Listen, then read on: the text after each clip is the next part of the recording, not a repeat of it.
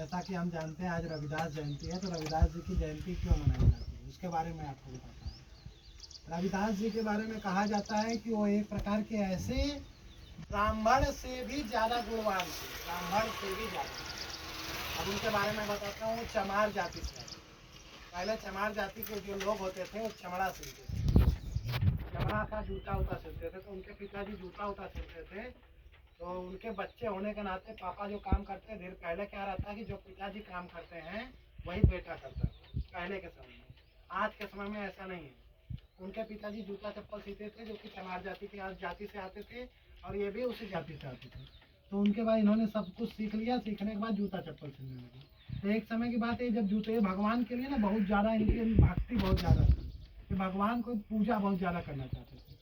तो क्या करते थे, जो पैसा कमाते थे जो चप्पल जूता सिलते, तो पैसे को किससे देते थे, जो ब्राह्मण आते जाते थे उनको देते थे, मंदिर में दान कर देते थे। ठीक है।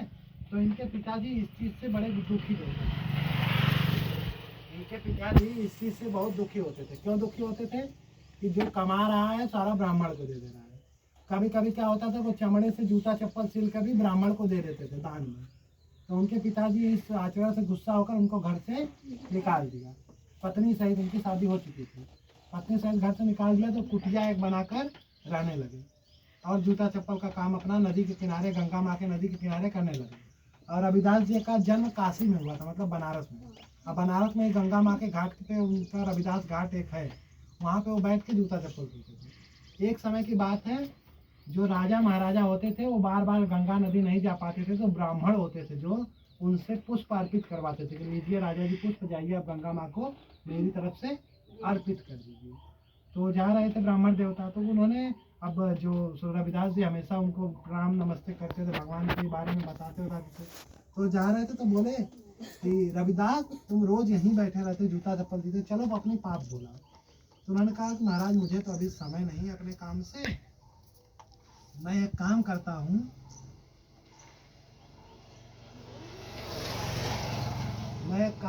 हूँ, कि मैं आपको कुछ पैसे दे रहा हूँ, ले जाके गंगा माँ को चढ़ा देना, और गंगा माँ जो मुझे देंगी या जो मुझे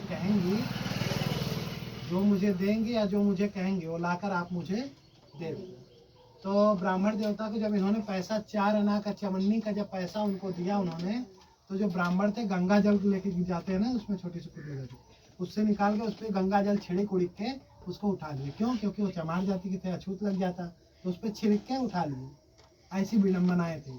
तो उठाने के बाद जब वो गए और गंगा माँ को कहा, हे गंगा माँ ये लीजिए रविदास जी के तरफ से आपको 4 आना। पहले पुष्प अर्पित किया राजा का, उसके बाद उन्होंने कर दिया।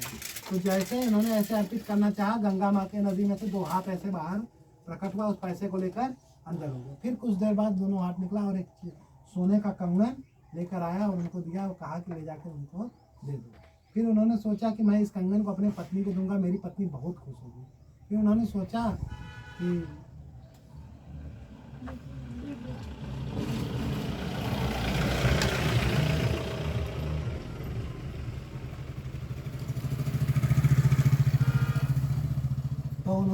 कि मैं पत्नी को दूंगा तो खुश होगी, लेकिन मैं इस सोने के कंगन को अगर रानी को दे दूंगा तो रानी मुझको ढेर सारा उपहार देगी, सोना देगी। तो वो रानी को दे दिए। अब भाई रानी कोई भी औरत है, औरतों के लिए क्या होता है, एक कंगन हाथ में नहीं पहनती है। अगर आपको केवल एक पैर का कपड़ा दे दिया जाए, एक हाथ का कपड़ा दे दिया तो आप पहनेंगे? नहीं पहनेंगे। तो क्या होता है, उन्होंने कहा कि मुझे ऐसा ही, राजा से कहा मुझे एक ऐसा ही बनाइए, आप कंगन ला के दीजिए। तो उन्होंने कहा, बड़े बड़े सुनारों को बुलाया, तो सुनार लोग असमर्थ हो गए बनाने में। तो वो पता करने लगी कंगन आया कहाँ से। तो तो रानी से पूछे, रानी ने बताया ब्राह्मण। तो ब्राह्मण ने बताया कि ऐसी ऐसी कहानी, सारा सच राजा के सामने खोल दिया।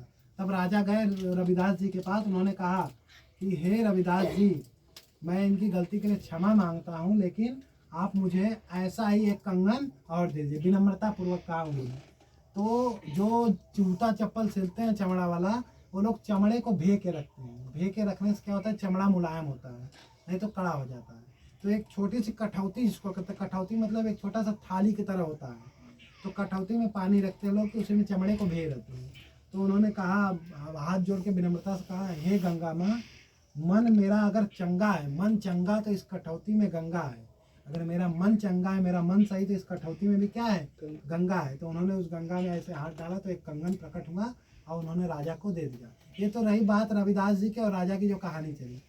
अब रविदास जी के बारे में जब इतना उन्होंने किया तो हर जगह हाहाकार मच गई कि एक चमार जाति का आदमी जो ऐसे कहा गंगा में प्रकट हो गई। तो लोगों ने कहा कि तुम्हारे कठौतिया जो है ओरिजिनल हुई।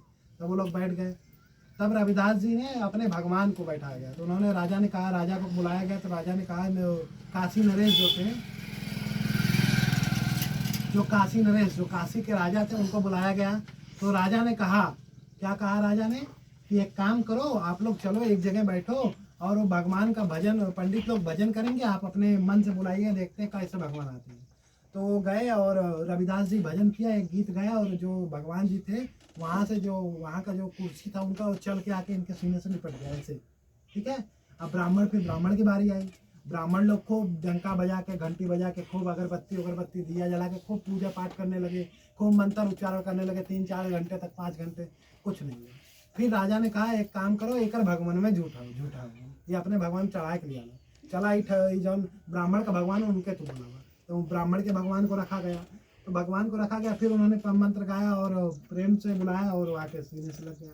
तो खूब हाहाकार मच गया। तब से पता चल गया कि ब्राह्मण से भी बलवान कौन हो गया है, एक व्यक्ति जिसके पास ज्ञान। तो कहा जाता है, ब्राह्मण मत पूजिए जो होवे गुणहीन, ब्राह्मण मत पूजिए जो होवे गुणहीन। उस ब्राह्मण की पूजा आप मत करो जिसके पास गुण नहीं है। पूजिए चरण चंडाल के जो होवे गुण प्रवीण। मतलब ऐसे अगर कोई आपको चंडाल लग रहा है उसका चरण पूज लीजिए, क्योंकि वो क्या हो, गुण में प्रवीण हो। उसी को उन्होंने एक कहा था, एक कहावत कही थी उन्होंने, जाति जाति में जाति,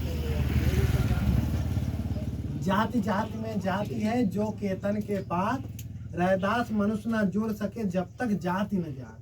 उन्होंने क्या कहा था, जाति जाति में जाति है, मतलब जाति में भी जाति है। जैसे मैं वैश्य समाज से आता हूँ, मैं गुप्ता तेली आता हूँ, तेली में कौन सा गुप्ता हूँ, तेली वाला गुप्ता हूँ, मैं देसिया वाला गुप्ता हूँ, कादू वाला गुप्ता हूँ। जाति में जाति आ रहा है कि नहीं। जो केतन के पात का मतलब जैसे केले का पत्ता आप निकालते जाओगे, एक समय ऐसा आएगा कि वो पेड़ पूरी तरह से समाप्त हो जाएगा।